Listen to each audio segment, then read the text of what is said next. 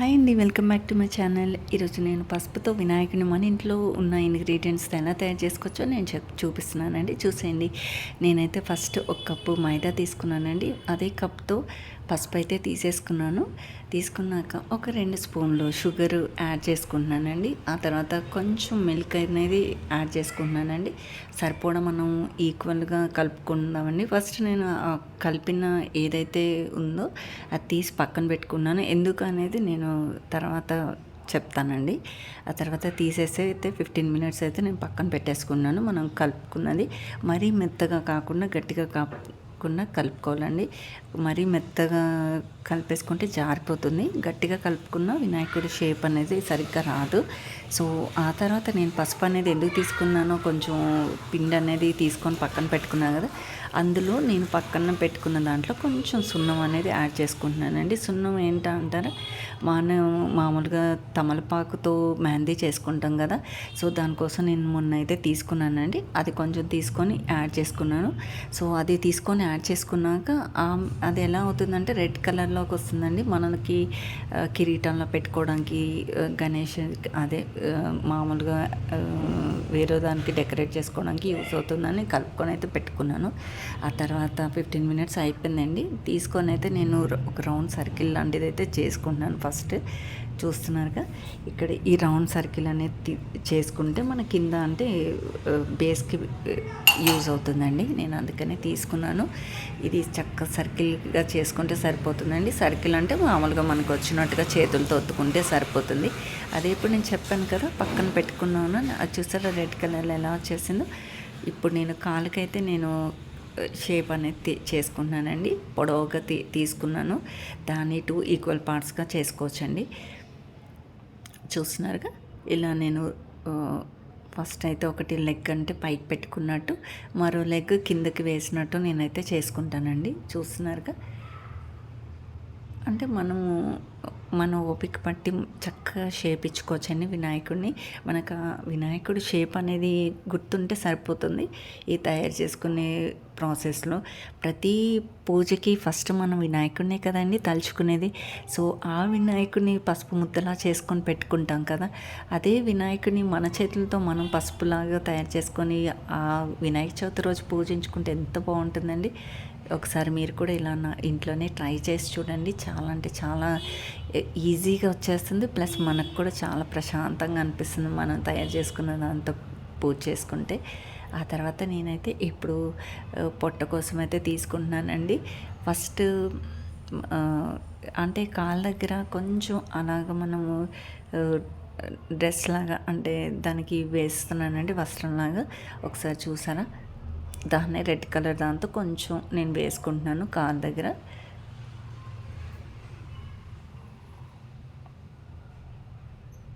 మరోవైపు కూడా నేను అలా తీసేసుకున్నానండి సన్నగా చేసుకొని. తర్వాత నేను పొట్ట కోసం కొంచెం పెద్ద సర్కిల్ అయితే తీసుకున్నాను. దాన్ని కూడా కొంచెం వాటర్తో తడుపుకొని అయితే పెట్టేసుకున్నాను.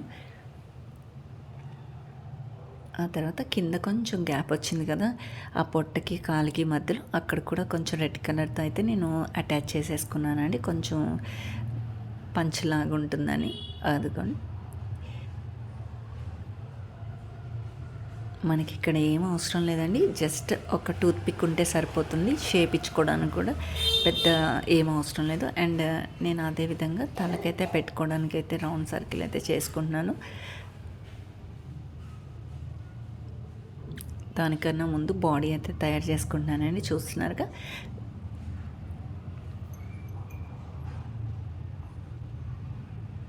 కొంచెం ఇలా ప్రెస్ చేసుకుంటే సరిపోతుంది చెస్ట్ దగ్గర.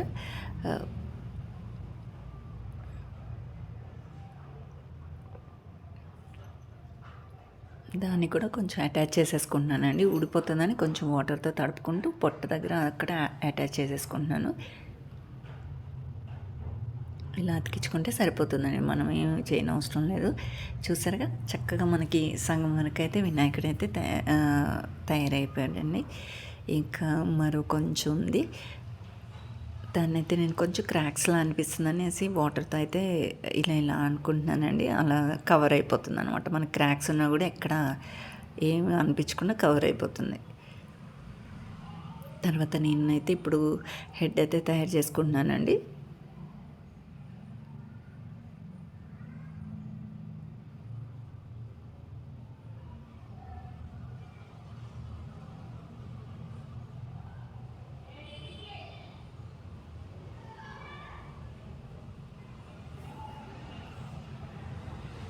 చూస్తున్నాక ఒక టూత్ పిక్తో అయితే నేను అటాచ్ చేసేసుకుంటున్నాను.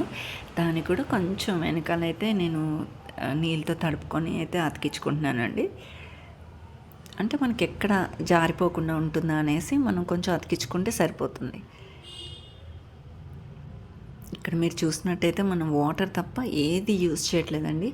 మనం గమ్ము కానీ ఎలాంటిది అవసరం లేదనమాట. మన ఇంట్లోని చక్కగా ఒక పావు గంట అరగంటలో తయారు చేసేసుకోవచ్చు. చూస్తున్నారుగా ఇక్కడ నేను చెవులకైతే షేప్ ఇచ్చుకుంటున్నానండి. కొంచెం పెద్దగా ఉండడం కోసం ఒక రౌండ్ ఉండ అనేది కొంచెం పెద్దది తీసుకొని దాన్ని 2 ఈక్వల్ పార్ట్స్గా చేసుకొని చెవులు అనేవి పెట్టేసుకోవచ్చండి.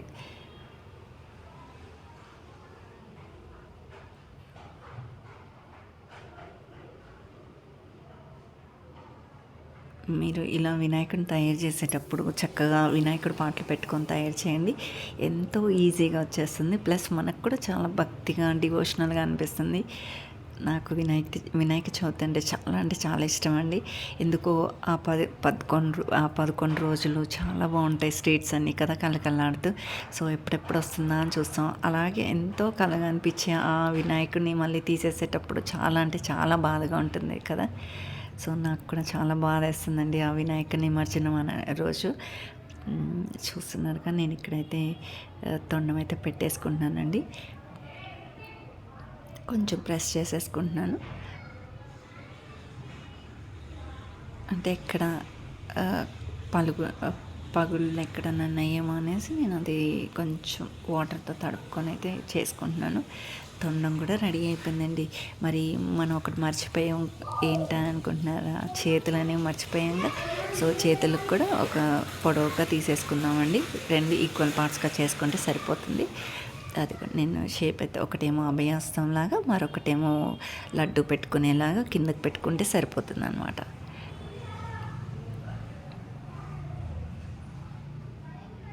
చూస్తున్నారుగా మన వినాయకుడు చక్కగా కూర్చొని చూస్తున్నట్టుగా ఉంది కదా.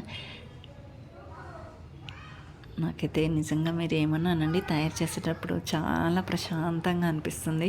వినాయకుడు నా ముందే కూర్చొని ఉన్నాడా అన్నట్టుగా అనిపిస్తుంది. అదేవిధంగా నేనైతే మామూలుగా పైన వస్త్రం అనేది ఉంటుంది కదా, నేను దానికోసం అనేసి ఈ రెడ్ కలర్ అలా తీసుకున్నానండి.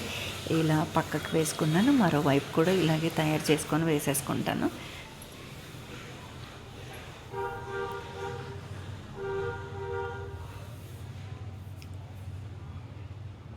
మన ఓపిక టైం బట్టి మనం తయారు చేసుకోవచ్చండి.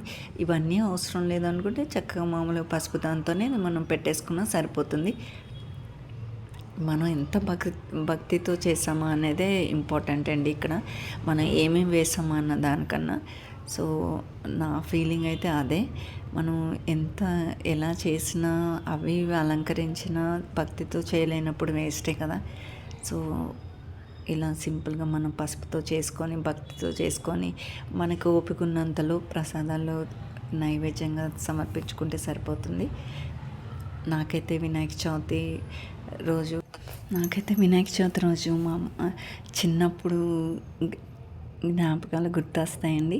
బుక్స్ అనేవి తీసుకొచ్చి చక్కగా దానికి మా మమ్మీ పూజ చేసేసి బొట్లు అనేవి పెట్టేది. సో అంటే వినాయకుడి ముందు బుక్స్ పెట్టుకుంటే మనకి చదువు బాగా వస్తుంది అనేది నమ్మకం అంట. మమ్మీ పెట్టేవారు. చాలా మరొక వినాయక చవితి కూడా గుర్తొస్తుందండి నాకు. ఏంటంటే మా మదర్కి బాగోక ఒక వినాయక చవితి నేను చేయలేను అని అనుకున్నారు. సో అప్పుడు నాకు కొంచెం ఒంట్లో బాగాలేదు. ఆ తర్వాత మమ్మీ మళ్ళీ వినాయకుడిని అంటే అనుకున్నారనమాట. లేదు నేను ఏ వినాయక చవితి కూడా స్కిప్ చేయను తండ్రి అని. సో నాకు అది బాగా గుర్తండి. వినాయకుడిని బాగా ఎక్కువ అంటే నమ్ముతాం మా ఇంట్లో. నేను డ్రాయింగ్ కూడా వినాయకుడిది అంటే చాలా అంటే నాకేదో తెలియదండి. ఆయన వినాయకుడు బొమ్మ గీసేటప్పుడు చాలా హ్యాపీగా అనిపిస్తుంది. అండ్ ప్లస్ చాలా బాగా వస్తుంది అనమాట.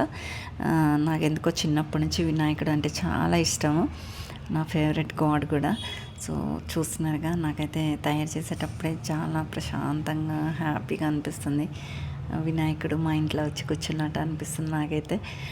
మీరు కూడా ఇలా ట్రై చేయండి.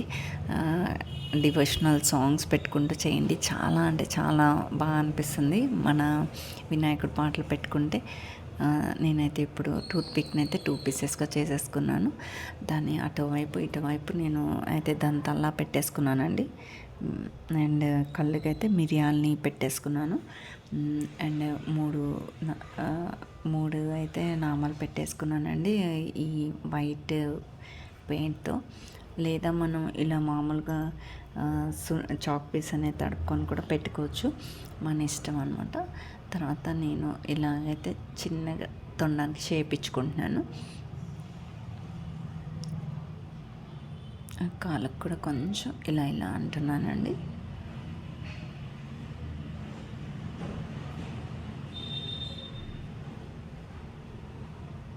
బాగుంది కదా, రెడ్ కలర్ అంటే మొత్తం పసుపు అయితే కొంచెం ఆ పసుపులాగా అనిపిస్తుంది ఏమో అనేసి రెడ్ కలర్ అనేది యాడ్ చేసుకున్నాను. ఎలా అనిపిస్తుంది చెప్పండి. మీరు చూసాక నాకు ఖచ్చితంగా అయితే కమెంట్ సెక్షన్లో చెప్పండి ఎలా వచ్చింది అనేది. మీరు కూడా ఒకసారి ఇంట్లో ట్రై చేయండి. ఖచ్చితంగా మీకు కూడా ఇంకా ఈజీగా వస్తుంది.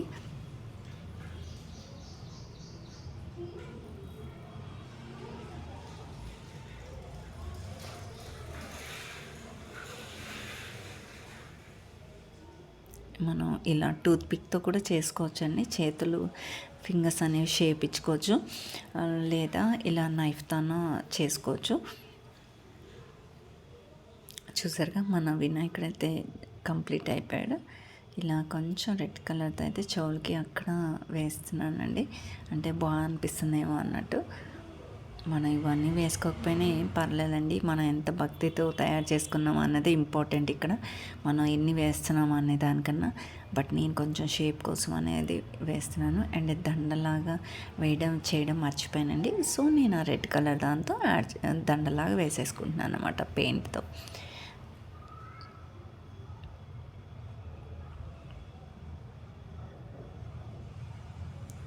అండ్ ఒక చుక్క అయితే పెట్టేసుకున్నాను. చేతులకు కూడా పారాణిలాగా చూస్తున్నారుగా.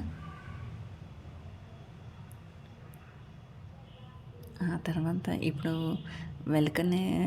ఎలుకను కూడా తయారు చేయాలి కదండి. సో నేను దానికోసం కూడా పసుపుతో అంత తయారు చేసేసుకుంటున్నాను. కొంచెం ఇలా నొక్కితే సరిపోతుంది ముందుకి. అండ్ రౌండ్ కాకుండా కొంచెం పొడవుగా చేసుకొని ఇలా ముందు మూతిలా పెడితే సరిపోతుంది. అండ్ దానికి కూడా కొంచెం కళ్ళు అనేవి మిరియాలతో అయితే నేను పెట్టేసుకున్నాను. అండ్ తోక అయితే పెట్టాలి కదా, తోక కూడా పసుపు దాంతో యాడ్ చేసేసుకుంటున్నానండి. సన్నగా చేసుకొని పెట్టుకుంటే సరిపోతుంది.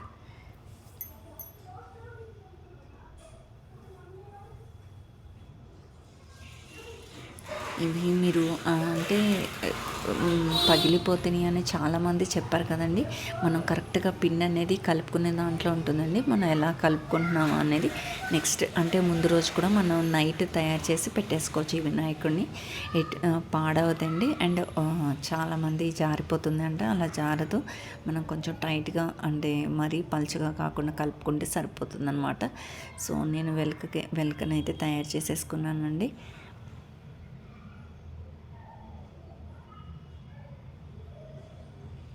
చూస్తున్నారుగా, ఫైనల్లీ మన వినాయకుడి దగ్గర ఉన్న ఒక చిన్న ప్లేట్ అయితే తయారు చేసుకుంటున్నాను. మరి అందులో ఉండ్రాలు పెట్టాలి కదండి.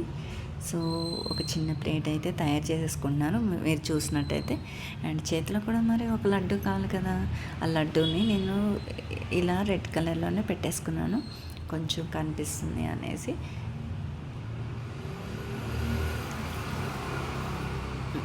అండ్ కాలుకి కొంచెం ఇలా రెడ్ కలర్ దాంతో పెట్టుకుంటున్నానండి కడియాల్లాగా.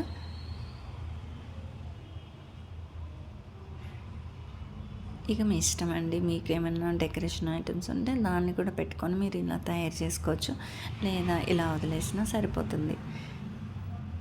అంటే అంటే నేను ఎలాగ పిండి కలుపుకున్నాను కదా, అందులో ఉందనేసి ఇలా నేను పెట్టేసుకుంటున్నానండి. చూసారా ఎంత బాగా అనిపిస్తుందో మన వినాయకుడు కదా, చక్కగా కూర్చొని మన ఇంట్లో ఉన్నట్టు అనిపిస్తుంది కదండి. మీరు కూడా ట్రై చేయండి, నచ్చుతుంది ఖచ్చితంగా. ఎలా వచ్చిందా అనేది మాత్రం నాకు చెప్పండి. అండ్ ఖచ్చితంగా ఒకవేళ నేను చేసిన వినాయకుడు కనుక మీకు నచ్చినట్టయితే లైక్, షేర్ అండ్ సబ్స్క్రైబ్ చేసుకోవడం మాత్రం మర్చిపోకండి. ఏదో మాకు వచ్చినట్టుగా మేము ట్రై చేసి అయితే చూపిస్తున్నాను. ఎవరికైనా యూజ్ అవుతుందేమో ఒకవేళ రాని వాళ్ళకని ఒకసారి ట్రై చేసి చూడండి. ఫైనలీ నా గణేష్ అయితే తయారైపోయాడు అండ్ పూజ కోసం అయితే రెడీ అయిపోయాడు. మీరు కూడా ఇలా ట్రై చేసి వినాయక చవితి రోజు మీరు పూజ చేసేసుకోవచ్చు. ఓకేనా, ఉంటానండి. అందరికీ మరొకసారి అడ్వాన్స్గా వినాయక చవితి శుభాకాంక్షలు. అడ్వాన్స్గా ఓకే, బాయ్.